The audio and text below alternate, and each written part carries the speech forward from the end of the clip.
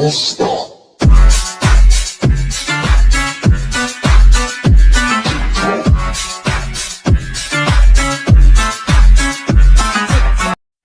ladies and gentlemen, today my topic, as you saw in the presentation of this video at the beginning, will be about a man who defeated Muhammad, the Prophet of Islam, by preparing a small test with 3 questions.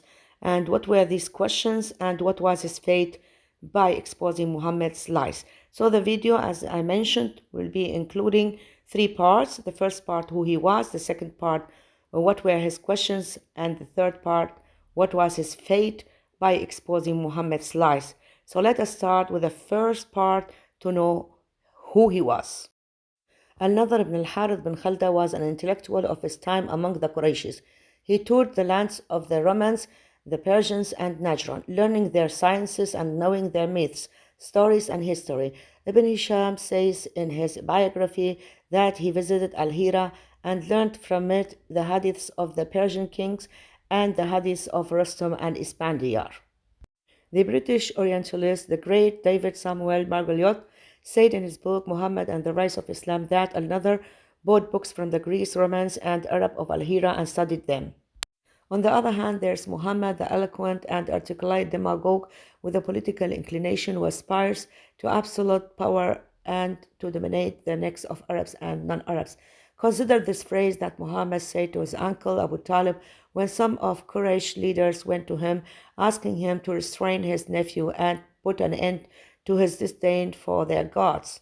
He said, as stated in the biography of Ibn Hisham and Al-Tabaqat al-Kubra by Ibn Sa'd and elsewhere, "O uncle, I want them to one word they say makes the Arabs indebted to them, and they own the necks of the non-Arabs."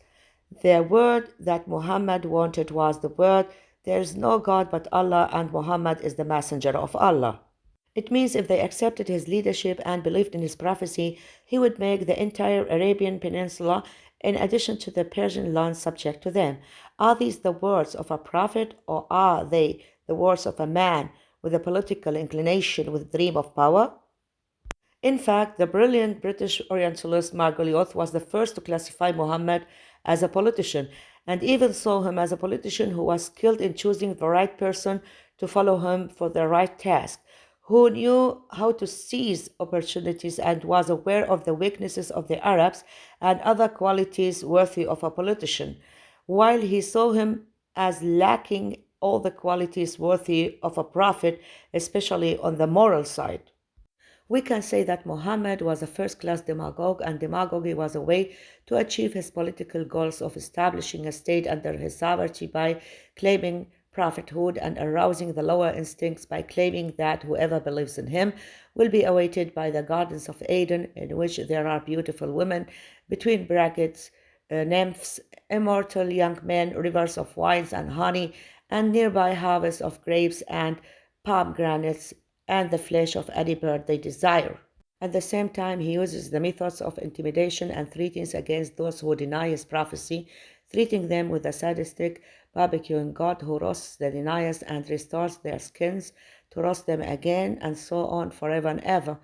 To confirm his prophecy, he began to bring verses that included the news and stories of the ancients, considering that they were inspired by God, and they are stories and legends, some of which are from the Israelites, and some from the Persians, Romans, Mesopotamia, and some from Yemen. These stories and legends reached him in confusion, therefore he increased with his vast imagination in some of them, reconstructed some of them, and changed the names of the characters or distorted some of them, in addition to mixing up the times and characters, such as addressing Mary the Virgin as Aaron's sister. The British Orientalist Canon Edward Sale says in his book, The Historical Development of the Quran, that Muhammad, until he came to Yathrib, did not know the difference between Judaism and Christianity and thought that their teachings were identical. In this case, it was natural for an intellectual clash to occur between the preacher, Muhammad, who narrated these myths to the Meccans, claiming that it was inspired by God, Allah, through the alleged angel Gabriel, and the Meccan intellectual, al-Nathar, who knows the truth about these legends and their sources and worked to enlighten his people by saying that they are nothing but the stories of the ancients. Perhaps the complete failure that Muhammad ended up in Mecca, from which he fled defeated, is due to another al-Harith who confronted his myths and legends with which he wanted to mislead the Meccans by claiming that they were inspired by God. He was the first to tell the Quraysh that what Muhammad said were nothing but legends of the ancients. And that's why we will see at the end what was the fate of another al-Harith when he was under the captivity of Muhammad. Muhammad responded to him with a verse in which he said, when our verses were recited to him, he said, legends of the ancients, which is in Surah Al-Qalam 15. Then he stood up and said, by God, O people of Quraysh, I have a better speech than him, so come to me, and I will speak to you better than his speech. Then he would tell them about the kings of Persia, Rustum, and Isbandiya. Then he would say, why did Muhammad have a better speech than me? Margoliouth says in his book Muhammad and the Rise of Islam that another bin al-Harith used to say to the Meccans, if these stories that Muhammad narrates are a criterion for prophecy, then he too can claim prophecy just as he does, because he can narrate something better than them. Margoliouth believes that Muhammad, after his inability to come up with one of the miracles of him that the Meccans had asked, he stood up and announced that the Quran itself was the miracle, and challenged the Meccans to come up with 10 surahs like it, or even one surah, stressing that they would not be able to do so even if they sought help from the jinn. One man, another bin Harith, accepted the challenge, declaring that he could compose poetry or sing anything better, whether it was about the stories of the Persian kings that al-Firdausi revived and immortalized 4 centuries later, or perhaps about the stories of the kings of al-Hira. Those surahs that he recited in gatherings were similar to the surahs of the Quran. The impact of that criticism must have been very devastating. Regarding the challenge that Nathar bin al-Harith accepted, Ibn Hisham says, he is the one who said, from what I have heard, I will reveal the like of what Allah has revealed. Muhammad responded to another with a verse from him that says, and when it's recited our revelations upon them, they said, we have heard, if we wished, we could have said something like this. Indeed, these are nothing but legends of the ancients. Surah Al-Anfal 31. Perhaps the greatest witness to the crushing danger that another posed to Muhammad, his call and his Quran, with his rhetoric and myths, is that the orphan of Banu Hashim devoted 8 verses in response to another. As Ibn Hisham points out in his biography, it's unfortunate that everything another wrote or said was in opposition to the Quran of Muhammad. Poetry and prose have disappeared, just as the satirical poems spoken about Muhammad by various poets. We reached the second part of the video, which is such as the poetry of Hassan bin Thabit before his conversion to Islam. So whoever recites such poetry or recorded is doomed to death. We reached the second part of the video, which is what were his questions. Ibn Hisham says that the Qurayshis sent another bin al-Harith and with him Uqba bin Abi Mu'ayt to the Jews of Yathrib, because they are people of the book and have knowledge of the prophets, to ask about the matter of Muhammad. This test prepared for him by the Meccans is considered a pivotal point in Muhammad's mission in the Meccan era in terms of the opportunity he was given to confirm his alleged prophethood through a simple test. So the Jews suggested to another that they ask him 3 questions. If he answers them, he is a prophet, otherwise he is a hypocrite. First question about young men who went in the first era. What was their situation, for they had a wonder tale? Second question about a man who traveled around the earth and had reached the east and west of the earth. What was his tale and who he was? Third question about what is the spirit? As Ibn Hisham says, another and Uqba returned to Mecca and said, O people of Quraysh, we have come to you to solve what's between you and Muhammad. But the British Orientalist Margoliouth notes in his book Muhammad and the Rise of Islam that he is convinced that the Jews did not propose these questions, but another bin Harith was the one, especially since he did not need to seek help from the Jews, as he was familiar with the Torah, the Gospel, the legends of the Persians and the Romans, their stories, news, and their sciences, in addition to the fact that he was a poet and prose writer.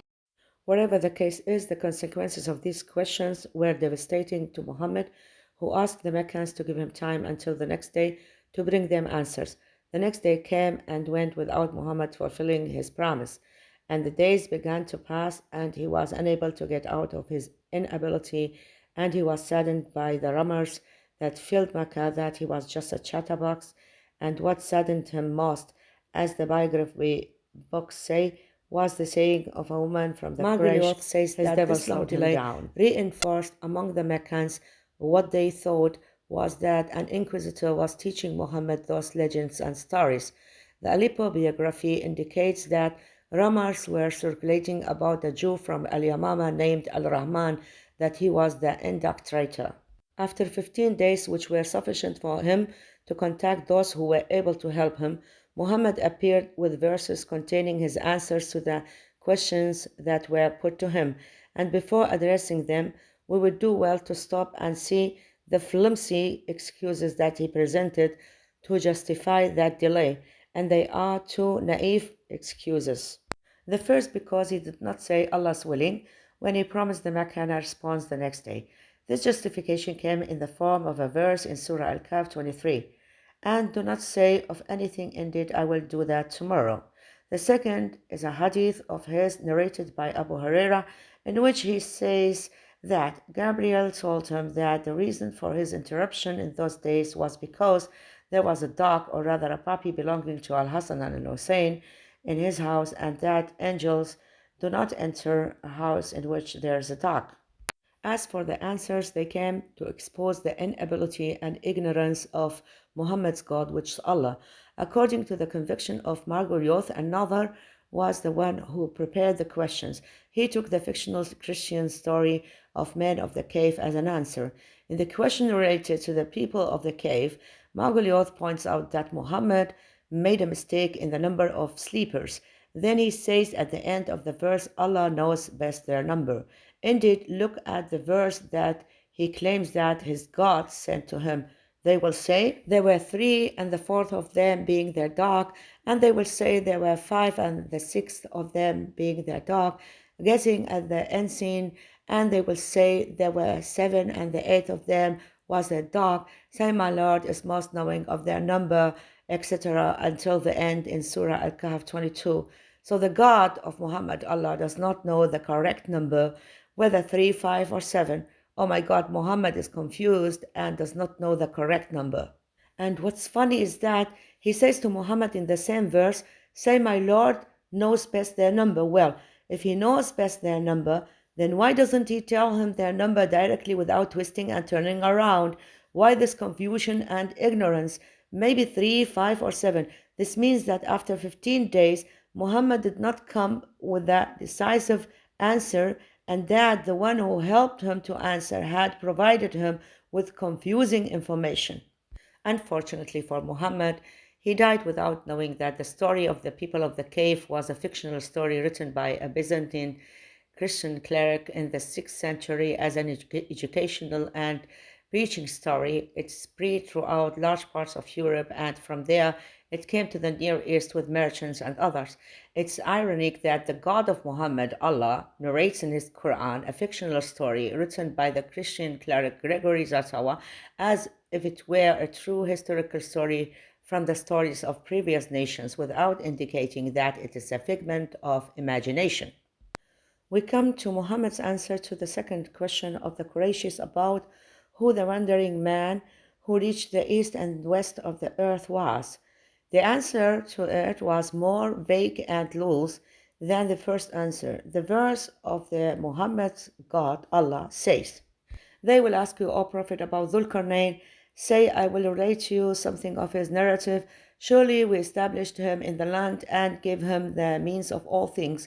So he traveled a course until he reached the setting point of the sun, which appeared to him to be setting in a spring of murky water. Where he found some people, we said, O Dhul Qarnayn, either punish them or treat them kindly. He responded, whoever does wrong will be punished by us, then will be returned to their God, who will punish them with a horrible torment, etc. Surah Al-Kahf 83-87. Here, Muhammad was also unable to come up with a real name of the author of the legend of Dhul-Qarnayn, and he made his companion, his biographers, and the interpreters of his Quran flounder as much as he floundered. Ibn Ishaq said that Dhul-Qarnayn was a man from the people of Egypt whose name was Marzaban bin Mordaba, the Greek from the descendants of Jonah bin Joseph bin Noah. Ibn Hisham said his name was Alexander and he was the one who built Alexandria.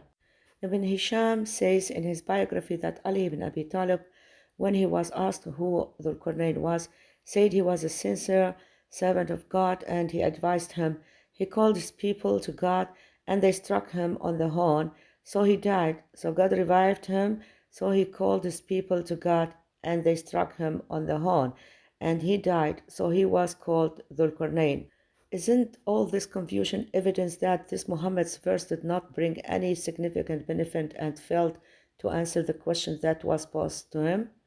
Even the people closest to Muhammad, namely Ali bin Abi Talib, failed to tell his questioner who Dhul Qarnayn was, and he was heretical with words that do not enter the mind.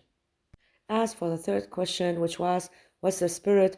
The God of Muhammad, Allah, evaded it by saying, say it's known only to my Lord. Surah Al-Isra 85. Wasn't it Muhammad who claimed that his God said, say, O Prophet, if the ocean were ink for writing the words of my Lord, it would certainly run out before the words of my Lord were finished, even if we refilled it with its equal. Surah Al-Kahf 109. So, how was this God unable, despite his inaccessible words, to inform people about the essence of the Spirit with several words from him? Thus, Muhammad's failure in the test was resounding. After 15 days of absence, contrary to his promise, he came to the Qurayshis with weak answers in which he was unable to give the real number of the boys of people of the cave and failed to determine the personality of Dhul Qarnayn and the nature of the spirit. Were these answers that left his companion and followers in confusion and flounder able to convince the Qurayshis, especially al-Nathar ibn al-Harith, as an educated and knowledgeable personality of the level of his time? Therefore, the Meccans became more convinced of Muhammad's lie, his claim of prophethood, and the connection of the revelation with him, and they remained confident that he was bewitched or insane. It was natural for him to flee to Yathrib as a result of his failure and turn there into a bandit who made his living from invasions, robbery, plunder, and captivity, and imposed his religion by placing the sword on people's necks. Perhaps we do not need to provide evidence of the falsification that fills the books of Islamic history and biographies about Muhammad's imaginary intellectual victories over the Qurayshis and their arrogance after they knew the truth and other nonsense. Did Muhammad reveal any truth? Before we reach the third part of this video, I'd like to mention the answers. How could they be if, as Ibn Hisham says, that the Jews were the one who suggested these three questions? I will not read the whole text, that the video will not become so long. According to the biography of Ibn Hisham, which mentioned that the three questions were suggested by Jews, the Jews certainly will ask from their books. That's why the answer of the first question could be as following. There were three men, Shadrach, Meshach, and Abednego. The reference is from Daniel chapter 3. The answer of the second question is from the vision of Daniel in chapter 8, and the verses number 3 and 20. So the person symbolized with two horns was Cyrus, the emperor of Persia, ruled two kingdoms, Media and Persia, who freed the Jews from their captivity. And the answer of the third question could be taken from the Old Testament in the following verse, Psalm 104, verse number 29. Thus, the word spirit or spirit in this verse refers to what gives life to the body. The body without the spirit is dead.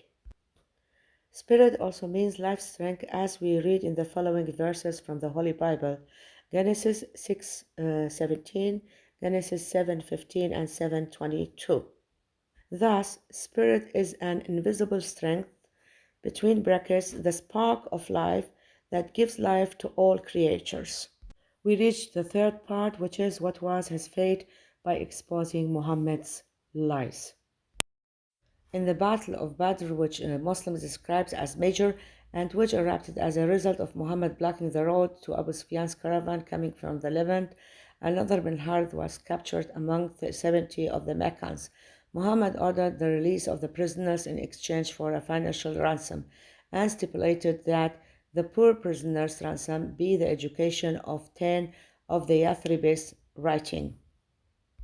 He excluded another and Uqba bin Abi Mu'ayt and ordered their killing. Uqba bin Abi Mu'ayt was the one who had gone with another to the Jews of Yathrib to look into the matter of Muhammad's examination. As stated in the books of the biography of Muhammad, it was mentioned in al-Halabiyya biography that another said after his capture to the prisoner next to him, Muhammad, by God, will kill me, for he looked at me with eyes that contained death. You can imagine from this statement the amount of hatred that Muhammad harbored against another.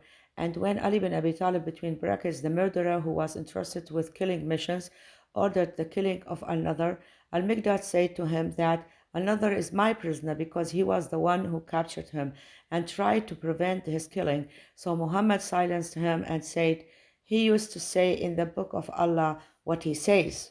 The Prophet of Mercy emptied his poisoned hatred and killed him in cold blood. He never forgot another's role in his failure by exposing his myths and superstitions, which he claimed were the news of previous nations that had been revealed to him, and he did not forget that humiliating test that revealed with evidence the claims of his false prophethood. The day another Ibn al-Harith was killed was the day of the victory of the sword, tyranny and ignorance over mind, knowledge and culture, and it was the beginning of the victory of Islam's ignorance. And that sword has been still drawn for 1,400 years over everyone who thinks freely and says like another Ibn al-Harith, those are the legends of the ancient. The era in which Muhammad lived was the era of chivalry in Europe, and one of the morals of the knights was that if one of them defeated his opponent and fell into his fist, does not kill him. Where does Muhammad stand in terms of the ethics of the knights of that time? An alleged prophet who failed to have the ethics of knights, let alone the ethics of prophets. At the end of the video, I'd like to thank you for watching my videos and for your comments. God bless you all.